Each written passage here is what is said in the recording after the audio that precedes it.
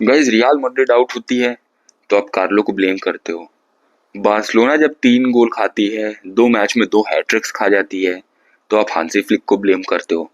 और ये वही फैन बेसेस हैं जो लास्ट ईयर कार्लो एंचेलोटी को greatest of all time manager बोल रहे थे, और 1 महीने पहले, 1 महीने क्या 2 मैचेस पहले हांसी फ्लिक को भाई ये लोग बार्सिलोना का बेस्ट मैनेजर बोल रहे थे।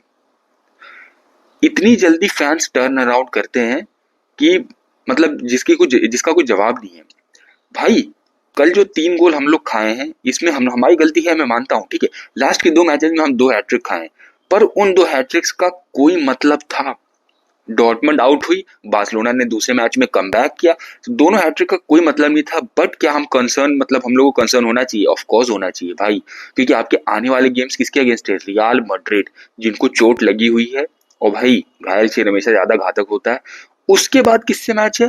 भाई इंटर मिलान, जो कि हमने दोनों हैट्रिक्स कैसे खाए? काउंटर अटैक पे खाए हैं। हम जितने भी गोल खा रहे हैं काउंटर अटैक पे खा रहे हैं।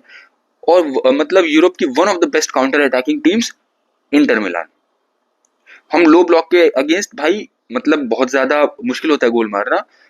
और इंटर मिलान इतनी बढ़िया डिफेंसिव टीम है, इतना बढ़िया डिफेंसिव रिकॉर्ड है उनका यूरोप में, जिसका कोई जवाब नहीं।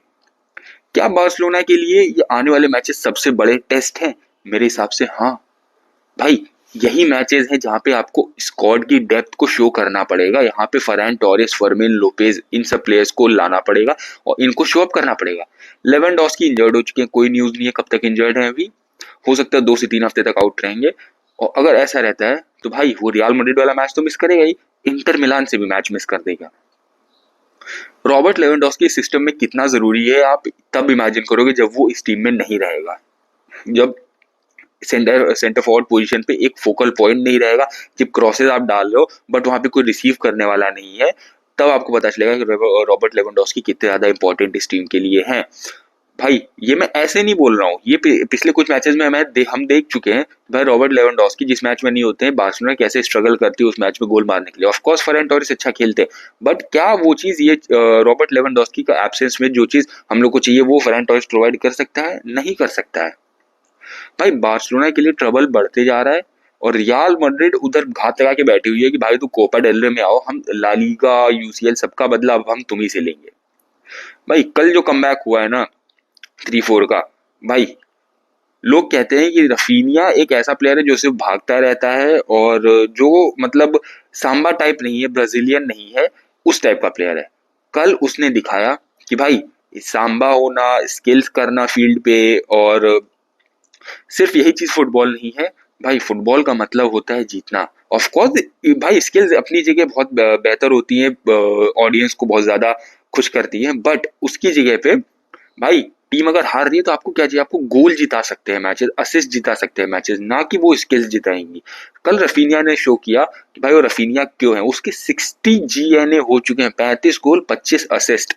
भाई ये चीज नॉर्मल नहीं है। लास्ट सीजन नहीं हुए थे किसी के 60 जीएनए, उससे पहले किसी के 60 जीएनए नहीं हुए थे, पिछले 3 साल में किसी के 60 जीएनए नहीं हुए हैं यूरोप में।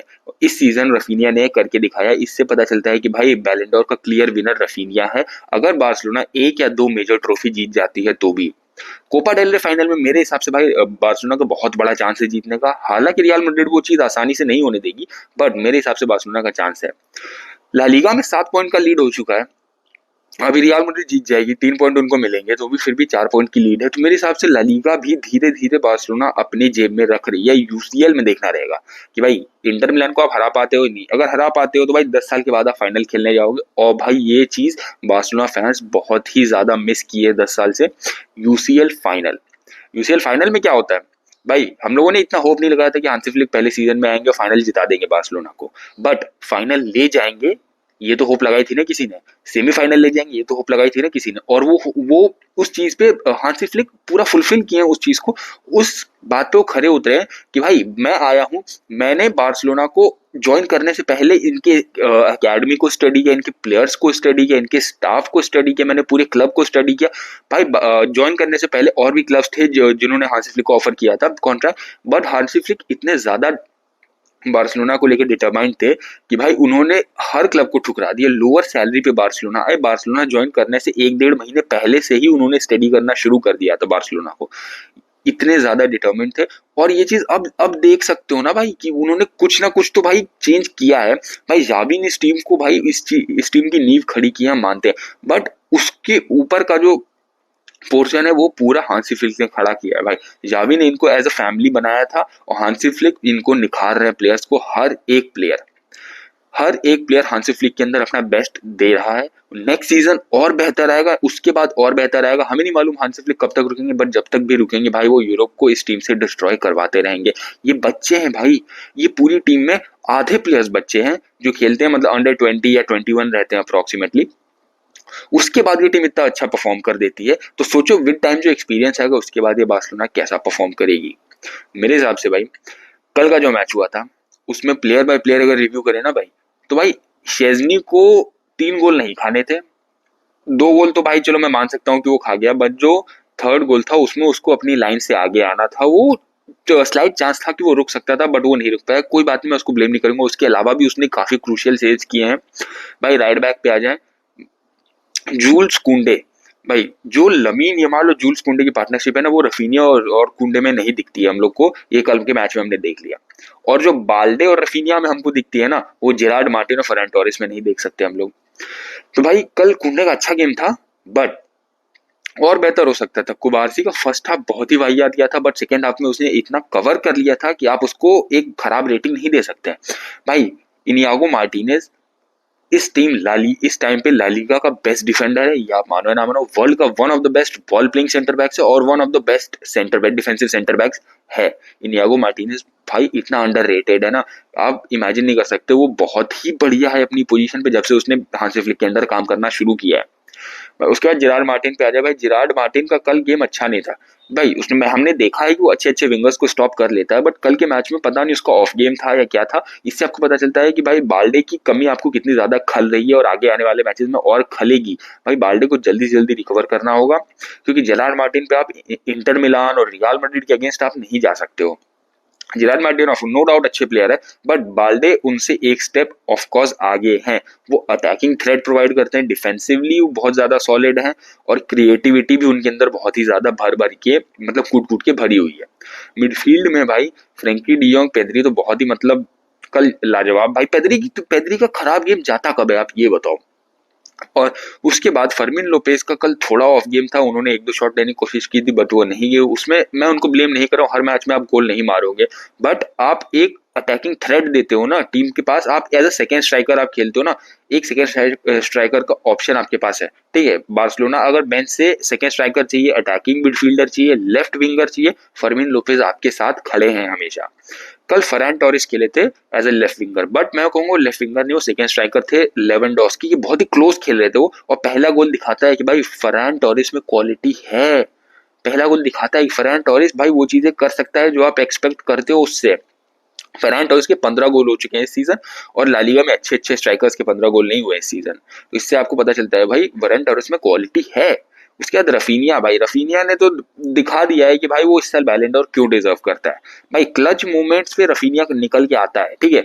डॉर्टमंड के अगेंस्ट नहीं निकल के आया, बार्सिलोना में फर्स्ट हाफ में जो कल हारे, फर्स्ट हाफ में हम लोग रफीनिया का कोई भी मतलब एक अच्छा आउटपुट निकल के नहीं आता, बट सेकंड हाफ में वो पूरा डॉर्टमंड वाला भी और ये कल के मैच वाला भी उसने कवर कर दिया एक हाफ में, 2 गोल और 1 असिस्ट दे के। भाई मेरे हिसाब से रफीनिया और लमीन यमाल इतने ज्यादा क्रिएटिव, इतने ज्यादा फास्ट हैं कि भाई उसका कोई जवाब नहीं। लेवेंडोस्की की हमने बात कर ली कि भाई वो क्यों इतना ज्यादा इंपॉर्टेंट है बार्सिलोना की टीम में। अब मैं आपको बताता हूँ बार्सिलोना के फ्रंट थ्री में डैनी ओल्मो का होना इंपॉर्टेंट क्यों है। भाई लमीन यमाल फास्ट है, रफीनिया फास्ट है, लेवेंडोस्की पोचर है। लमीन यमाल और रफीनिया बहुत ही ज्यादा क्रिएटिव आप बोल सकते हो, बट इन सबसे ज्यादा क्रिएटिव है डैनी ओल्मो। डैनी ओल्मो अगर रहता है ना, उसने पेनल्टी क्यों विन की, कैसे विन की, आप देख सकते हो कि भाई उसकी जो क्रिएटिविटी है ना, वो फ्रंट थ्री में और बॉक्स में कैसे काम आती है। वो एक गोल थ्रेड प्रोवाइड करता है, लॉन्ग शॉट डैनी ओल्मो के बहुत बढ़िया है, शॉट में टैप इन्स उसके बहुत बढ़िया है। उसके बाद भाई जो फिनाइश शॉट होता है ना, वो डैनी ओल्मो का बहुत बढ़िया है, और इतना ज्यादा अच्छा ड्रिबलर है कि वो पेनल्टी विन करने में बहुत ज्यादा हेल्प करता है। जैसे विनीशियस जूनियर रियल मैड्रिड को करते हैं, वैसे ही ये करता है, डैनी ओल्मो करता है बार्सिलोना को पेनल्टी विन करने में। कल आपने देखा कि कैसे उसने विन कर ली।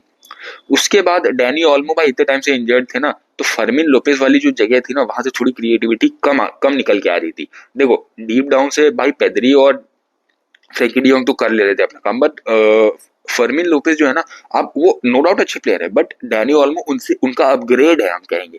तो डैनी ओल्मो अब आ चुके हैं भाई। रियल मैड्रिड और इंटर के अगेंस्ट डैनी ओल्मो का इंक्लूजन बार्सिलोना की स्क्वाड में बहुत ज्यादा हेल्प करने वाला है, क्योंकि काउंटर अटैक हो भाई, पोजेशन प्ले हो, डैनी ओल्मो बहुत ज्यादा कॉम्प्लीमेंट करते हैं बार्सिलोना की मिडफील्ड को। तो भाई ये रही बार्सिलोना की बात, और बार्सिलोना को भाई अपने डेप्थ का यूज करना पड़ेगा अगर उनको ये जो last stretch of the season है ना, अगर इसमें उनको मैचेस जीतने हैं। और यही भाई 7-8 मैचेस बचे हुए यही बार्सिलोना की सीजन को डिफाइन करेंगे। और भाई अगर ये बार्सिलोना कुछ नहीं जीतती है ना, तो मेरा फुटबॉल से विश्वास उठ जाएगा, क्योंकि इतने क्लच मोमेंट्स, इतने अच्छे अच्छे मोमेंट्स, इतने अच्छे अच्छे कमबैक, इतने sexy goals, counter attacking goals, इतना बढ़िया गेम प्ले जो दिखाया ना बार्सिलोना ने, भाई वो जीतना डिजर्व करते हैं। डबल तो जीतना डिजर्व करते हैं, मैं ट्रेबल पे तो नहीं जाऊंगा, बट डबल तो जीतना डिजर्व करते हैं मेरे हिसाब से। ला लीगा और यूसीएल वो डिजर्व करते हैं जीतना। और भाई जहां तक रही रियल मैड्रिड की बात, कार्लो एंचेलोटी को वो लोग सैक कर रहे हैं। देखो हम लोग को मालूम था आज नहीं तो कल होने वाला है, उसके बाद इनका रिप्लेसमेंट भी हमको मालूम है, जावी अलोंसो ही होने वाला है। तो भाई जावी Alonso versus Hansi Flick next season हम लोग को देखने को मिलेगा, देखिए उसमें क्या होगा। तो मेरे हिसाब से भाई कोई भी बंदा एंचेलोटी को ब्लेम मत कर देना रियल मैड्रिड की इस परफॉर्मेंस के लिए। ऐसा क्यों मैं बता रहा हूँ भाई, उसको जो साइनिंग्स दी गई थी, उसको जो प्लेयर्स दिए गए थे, वो बाउंड था भाई शॉर्ट टर्म में बेकार मतलब करने के लिए, और लॉन्ग टर्म में भी बेकार करने के लिए, क्योंकि भाई जितने प्लेयर्स हैं उनका मोस्टली का सेम स्टाइल ऑफ प्ले है। ठीक है, प्लेयर्स इंजर्ड है, बहुत ज्यादा इंजरी प्रोन है, और उसके बाद भाई मिडफील्ड उतनी क्रिएटिव नहीं है। मेरे हिसाब से भाई रियल मैड्रिड बाउंड थी भाई बेकार खेलने के लिए इस सीजन, और उन्होंने बेकार खेला। और मेरे हिसाब से उनको एक स्ट्राइकर साइन करना पड़ेगा जो कि मतलब एरियली बहुत ज्यादा अच्छा हो, क्योंकि रियल मैड्रिड का वो नेचर रहा है, बेंजिमा हो, हुसेलू हो, भाई ये सब एरियली बहुत ज्यादा बेहतर से, तभी रियल मैड्रिड क्लच मोमेंट्स जो होते हैं ना, तो वहां पे आप बीच में काट के नहीं घुस सकते हो, आप क्रॉसेज ही डाल सकते हो। क्रॉसेज में ये दोनों प्लेयर्स बहुत बढ़िया थे, और रियल मैड्रिड को एक ऐसा सब्सटीट्यूट स्ट्राइकर चाहिए जो कि एरियली बहुत ज्यादा डोमिनेंट हो। मेरे हिसाब से भाई नेक्स्ट सीजन अगर जाबी अलोंसो आते हैं, तो भाई जाबी अलोंसो विद बॉल खेलना पसंद करते हैं, और रियल मैड्रिड उनके अंदर एक्सेल करेगी ही करेगी, ऑफ कोर्स करेगी। तो भाई अभी देखिए नेक्स्ट सीजन क्या होता है। कार्लो एंचेलोटी ब्राजील तो जाएंगे, और उनका रिप्लेसमेंट 99% है कि एंचेलोटी की जगह पे जाबी अलोंसो आएंगे, बट 1% हो सकता है शायद इधर उधर का कोई साइन कर ले, but I am not sure. उसके बाद देखिए भाई अभी क्या होता है। और बार्सिलोना भाई फिलहाल अपना मैच जीत चुकी है, तो बार्सिलोना फैंस इंजॉय। और मेरे हिसाब से भाई ला लीगा में अच्छी लीड अब मिल चुकी है हम लोगों को। जो डर था कि भाई अगर हार गए तो 2 पॉइंट की लीड रह जाएगी, तो ला लीगा में भी अच्छे पॉइंट्स हमने कवर किया है। तो अभी देखिए यूसीएल और कोपा डेल रे फाइनल में क्या होता है।